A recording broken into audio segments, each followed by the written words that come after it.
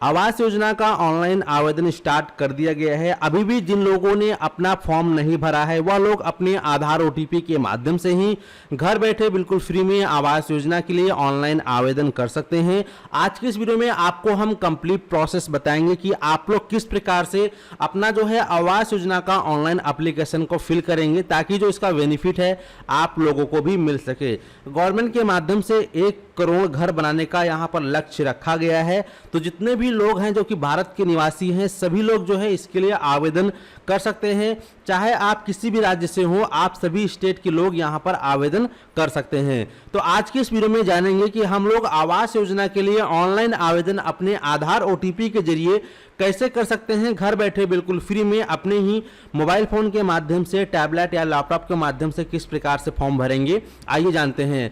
तो वीडियो में दोस्तों आगे बढ़ने से पहले आपसे एक छोटी सी रिक्वेस्ट है कि अगर आप चैनल पे पहली बार आए हैं तो चैनल को जल्दी से सब्सक्राइब कर लीजिए, साथ ही साथ नोटिफिकेशन बेल आइकन को ऑल पे क्लिक करके ऑन कर लीजिए ताकि आप इसी प्रकार का इन्फॉर्मेटिव वीडियो देख पाएं। तो चलिए फिर शुरू करते हैं। तो दोस्तों सबसे पहले आप लोगों को करना क्या है, आपको अपने मोबाइल फोन में या लैपटॉप जो भी आपके पास डिवाइस है उसमें आप गूगल को ओपन करेंगे और यहां आप सर्च करेंगे पीएम आवास योजना 2.0। जैसे ही आप इस पर सर्च करेंगे, सर्च करने के बाद आपके सामने यहां पर फर्स्ट लिंक आ जाएगा PMAY। आपको इसी लिंक पर क्लिक कर देना है। जैसे ही आप लिंक पर क्लिक करेंगे तो आपके सामने इस प्रकार से प्रधानमंत्री आवास योजना अर्बन 2.0 ऑप्शन खुल के आ जाएगा। यहां पर इसके जो है गाइडलाइन यानी कि इंस्ट्रक्शन बताए गए हैं। तो यहां पर आप लोग अच्छे से इसके जो दिशा निर्देश है अच्छे से आप पढ़ सकते हैं। यहां पे कितने वर्ग मीटर तक आप घर बना सकते हैं, कितना लाख रुपए तक आपको गवर्नमेंट के माध्यम से यहां पर आवास योजना के अंतर्गत पैसा दिया जाएगा, ये सब चीजें बताई गई हैं। और आपकी वार्षिक आय कितनी होनी चाहिए और कैसे कैसे आपको मिलेगा, पूरा यहाँ पे प्रोसेस बताया गया है।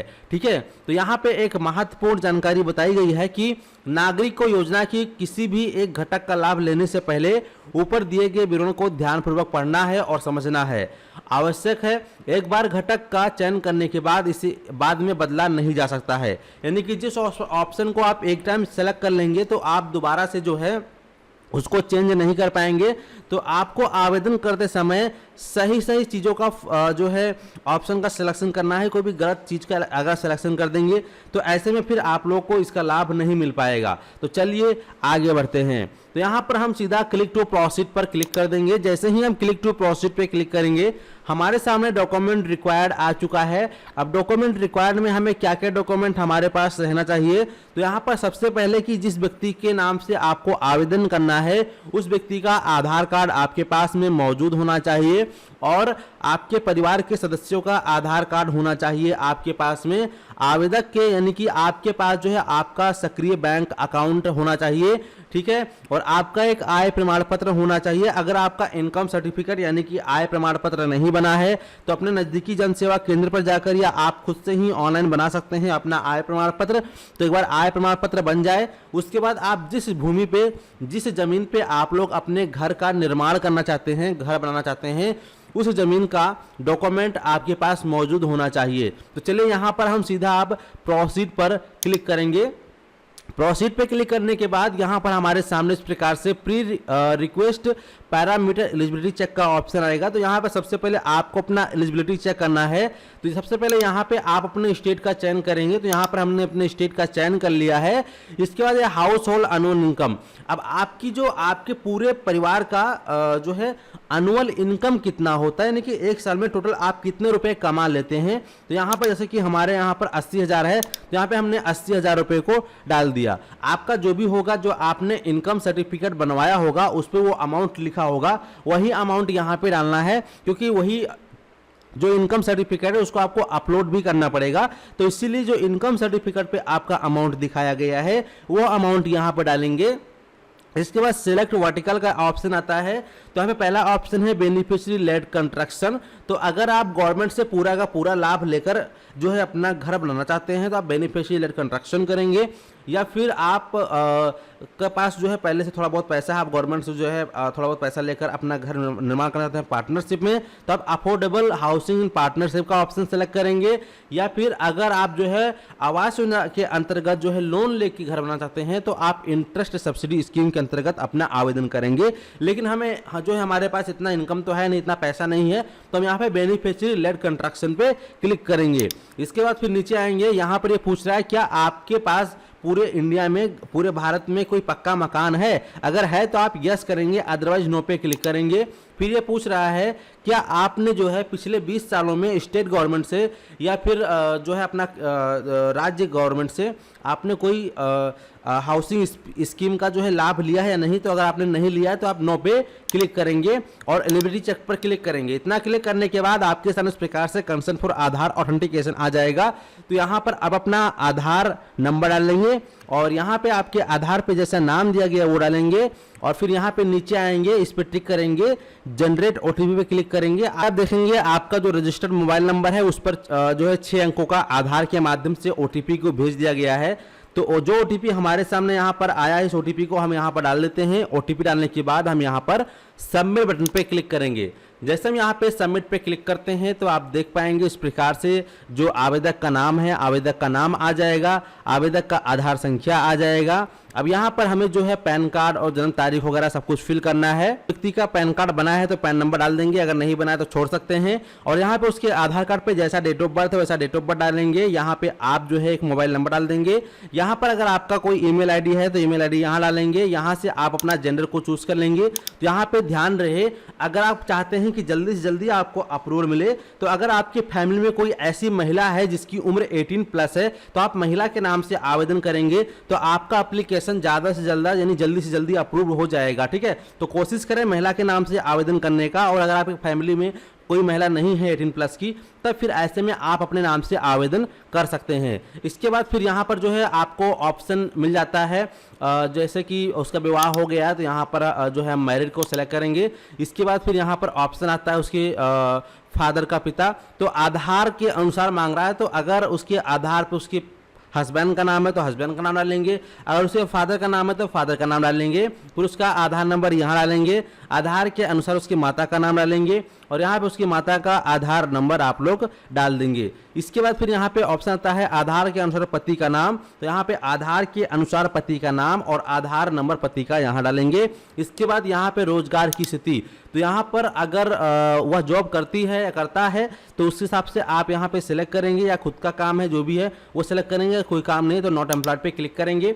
देन इसके बाद यहाँ पे ऑप्शन मिलता है रिलीजन यानी कि धर्म, उसका धर्म क्या है, हिंदू, मुस्लिम या क्रिश्चियन, सिख या जो भी है, इसमें से आप वो सिलेक्ट कर लेंगे। ठीक है, इसके बाद फिर यहाँ पे ऑप्शन आता है कैटेगरी, तो कैटेगरी में आप कौन सी कैटेगरी में आते हैं, जनरल, SC, ST, OBC, जिसमें भी आप आते होंगे उसको आप सिलेक्ट कर लेंगे। इसके बाद आपकी शैक्षणिक योग्यता कितनी है, तो यहाँ पर आप देखेंगे इस हिसाब से वह व्यक्ति जिसका आप आवेदन कर रहे हैं कितना पढ़ा लिखा कर, उसने 10वीं पास कर रखी है तो अप टू मैट्रिक, 12वीं पास कर रखा है तो इंटरमीडिएट, बैचलर, मास्टर या फिर डॉक्टर या फिर PG, डिप्लोमा जो भी कर रखा है वो सिलेक्ट करेंगे। अगर उसने पढ़ाई लिखाई नहीं कर रखी है तो नो एजुकेशन सेलेक्ट करेंगे।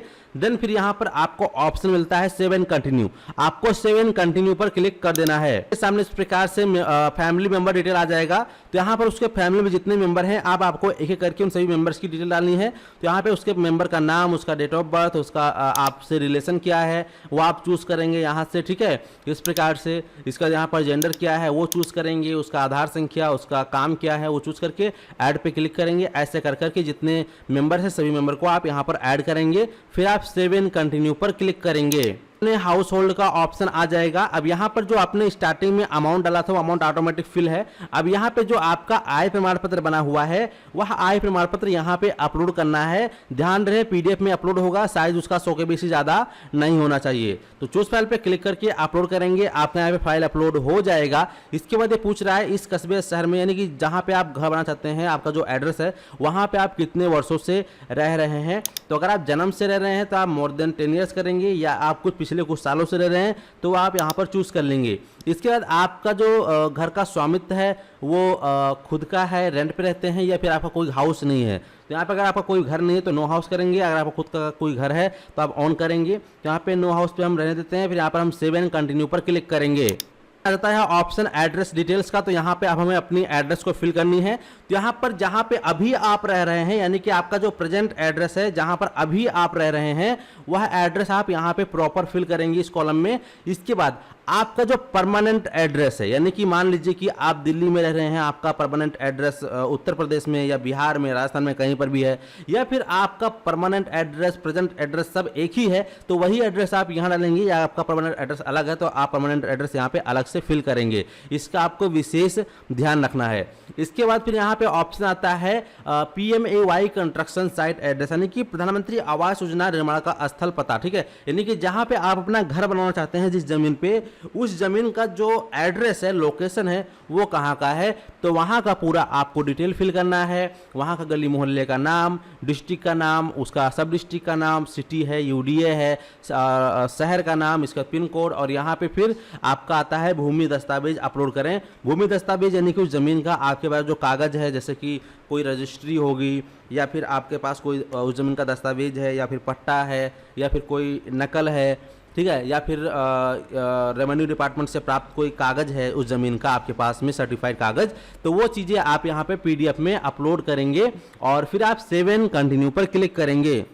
सभी के सामने इस प्रकार से बैंक डिटेल्स का ऑप्शन आ जाता है। तो यहाँ पे फिर अपना जो है बैंक अकाउंट नंबर डाल देंगे, बैंक अकाउंट नंबर दोबारा से कंफर्म कर लेंगे, ताकि अगर आपने पहला नंबर में गलत डाला होगा तो दूसरा नंबर में बता देगा कि गलत है। अगर आपका सही तो सही हो जाएगा। इसके बाद यहाँ पे अपना बैंक का IFSC कोड डालेंगे, बैंक गेट बैंक डिटेल्स पे क्लिक करोगे तो उस बैंक का जो ब्रांच का नाम है, डिस्ट्रिक्ट, स्टेट, पिन कोड सब कुछ यहाँ पे आ जाएगा। इसके बाद पूछ रहा है कि आपने पिछले कुछ सालों में जो है इसमें से PM सूर्य घर, मुफ्त बिजली योजना, आयुष्मान भारत, उज्ज्वला योजना से संबंधित कोई लाभ लिया। अगर लिया है तो आप यस करेंगे, अदरवाइज नो पे क्लिक करेंगे। और इसके बाद फिर आप लोग यहाँ पर एक एक करके दोनों पे टिक करेंगे और यहाँ पर फाइनल सेव पर क्लिक करेंगे।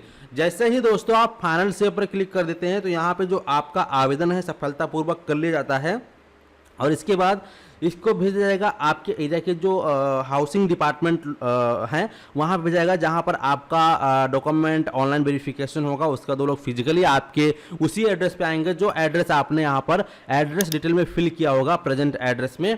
ठीक है, वहाँ पर आपके आके जो है आपका फिजिकल वेरिफिकेशन होगा। उसके बाद जो है वो लोग आपका जो है अगर आप उसमें सही पाए जाते हैं तो आपका लिस्ट में नाम ऐड हो जाएगा। और लिस्ट में नाम ऐड हो जाने के बाद कुछ दिनों के बाद जो आपका अमाउंट है आपके बैंक अकाउंट में क्रेडिट कर दिया जाएगा। इस प्रकार से आप लोग बहुत ही आसानी से PM आवास योजना में ऑनलाइन आवेदन कर सकते हैं। ठीक है, उम्मीद करते हैं कि आप लोग अच्छे से समझ गए हैं। और अगर इसके अलावा कोई और जानकारी चाहिए तो आप लोग हमें कमेंट सेक्शन में कमेंट करके ज़रूर बताएं। और अगर इसका स्टेटस कैसे चेक करना है, इसको जानना है, तो स्टेटस चेक करने के लिए यहाँ आपको लॉगिन के नीचे एप्लीकेंट का लॉगिन का एक ऑप्शन दिखा देगा। इस पर आप क्लिक करोगे, यहाँ पे आधार नंबर और नाम डालोगे, जनरेट पे क्लिक करोगे। अगर जिसने रजिस्ट्रेशन किया है तो यहाँ पे OTP आएगा और उसका जो भी आवेदन का स्टेटस होगा आपको देखने को मिल जाएगा। उम्मीद करते हैं कि आप लोग अच्छे से समझ गए हैं। चलिए फिर मिलते हैं आपको एक नए वीडियो में। फिलहाल इस वीडियो को समाप्त करते हैं। आपका बहुत बहुत धन्यवाद।